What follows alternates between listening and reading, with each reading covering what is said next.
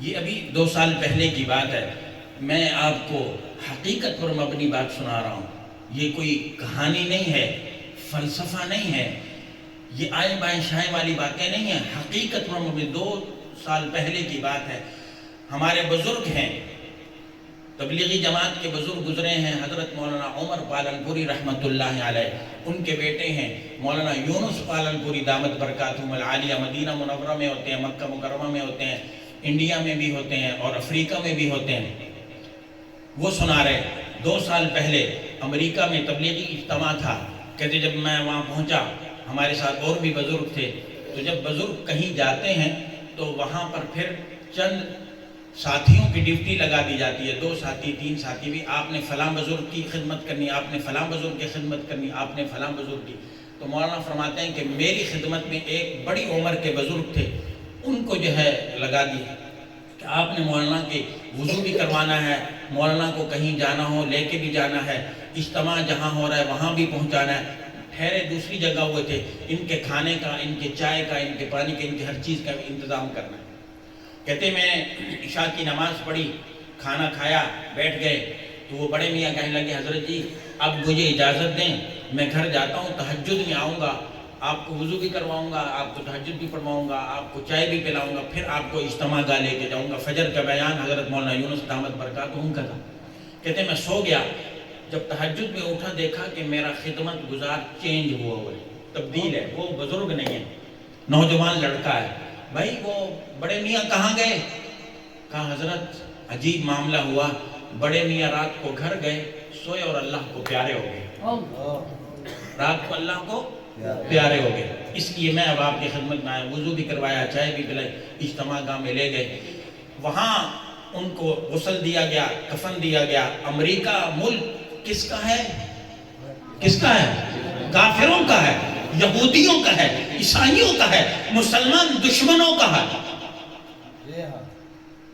کہا ان کا جنازہ تیار ہوا، میت لائی گئی. اجتماع کا جہاں اجتماع تھا وہاں پر جب جنازہ پڑھا گیا، جنازہ پڑھ کے جب لے کر گئے تو ان کی گھر والی نے پیغام دیا کہ بڑے میاں کی جب قبر کھودی ہے، قبر بنائی ہے، ابھی دفنایا نہیں ہے کہ قبر میں سے مشک کی خوشبو آنا شروع ہو گئی ہے. کافروں کا ملک ہے، مسلمان دشمنوں کا ملک ہے، اور وہ بڑے میاں اللہ کو رات کو پیارے ہو گئے، ٹھیک ٹھاک تھے، ابھی دفنایا نہیں ہے کہ قبر سے جنت کی خوشبو آنا شروع ہو گئی ہے. مولانا یونس دامت برکاتہم فرماتے ہیں میں نے کہا یہ ضرور کوئی خاص عمل کرتے ہوں گے. تو بڑی بھی جو ان کی گھر والی تھی اماں جان، ان کے پاس پیغام بھجوایا، کسی بچے کو بھجوایا کہ پوچھو یہ بزرگ، یہ بڑے میاں جو ہے یہ کون سا عمل کیا کرتے تھے.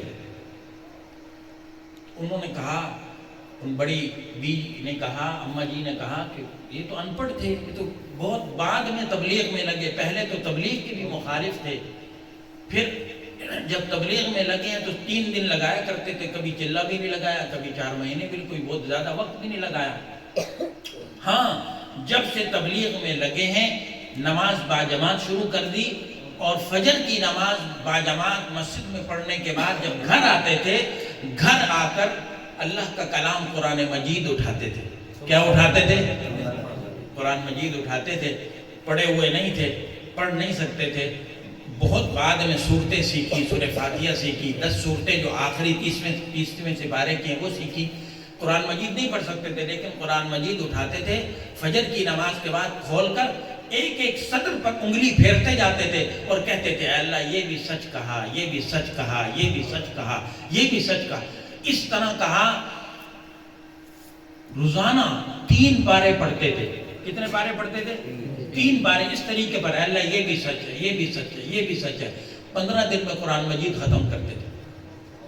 مولانا 15 دن میں قرآن مجید ختم کرنے کے بعد اپنے نواسوں کو، اپنے پوتوں کو، اپنے بیٹوں کو، اپنی نواسیوں کو، اپنی پوتیوں کو، اپنے رشتہ داروں کو بلاتے تھے.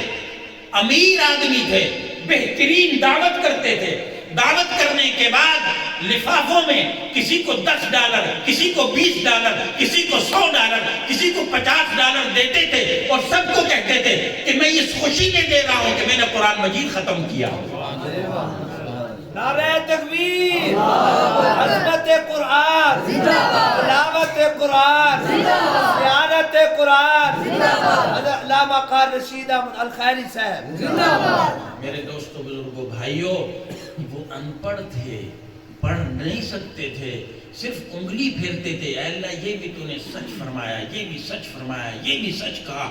صرف اتنی بات کہنے سے اللہ نے امریکہ کفر کی سرزمین پر ان کی قبر کو جنت کا باغ بنا دیا۔ اگر میں اور آپ قرآن مجید پڑھیں گے، جو حافظ ہے وہ پڑھے گا، جو ناظرہ خاں پڑھے گا، میری بچیاں پڑھیں گی، میری عورتیں پڑھیں گی، میرے جوان پڑھیں گے، میرے بوڑھے پڑھیں گے، اور تلفظ کے ساتھ پڑھیں گے، تجوید کے ساتھ پڑھیں گے، بتاؤ اللہ اس کو کیا مقام و مرتبہ عطا فرمائے۔ تو پڑھنا چاہیے کہ نہیں چاہیے؟ پڑھنا چاہیے نا جی۔ قرآن مجید اس کی بڑی برکات ہیں۔ یہ اللہ تعالیٰ نے ہمارے پیغمبر حضرت محمد الرسول اللہ صلی اللہ علیہ وسلم کا ایسا معجزہ عطا فرمایا، کسی کو ایسا معجزہ نہیں ملا۔